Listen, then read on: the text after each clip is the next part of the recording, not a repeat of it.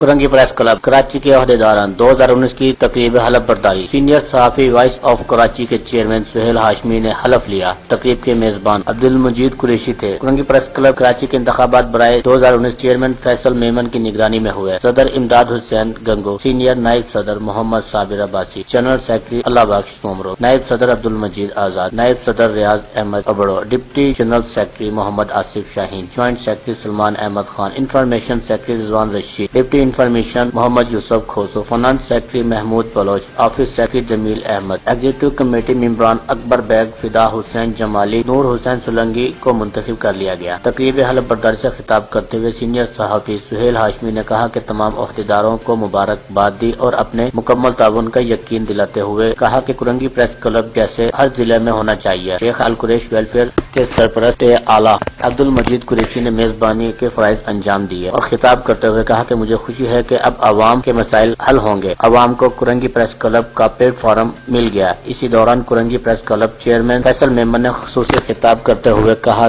صحافی معاشرے کی آنکھ کے مترادف ہیں اور تمام صحافی حضرات کو چاہیے کہ صحافت ایک معتبر اور مقدس پیشہ ہے۔ صحافیوں کو چاہیے کہ وہ غیر جانبدار صحافت کریں۔ انشاءاللہ ہم تمام عہدیداران صحافیوں کی صحیح معنوں میں اور مثبت صحافت کی ترجمانی کریں گے۔ اس موقع پر وائس آف کراچی کی سینئر وائس چیئرمین محترمہ ختیجہ اقبال اور دیگر لوگ بھی موجود تھے۔ کیمرہ مین ٹیم کیمرہ رضوان رشید، راج نیوز، کراچی۔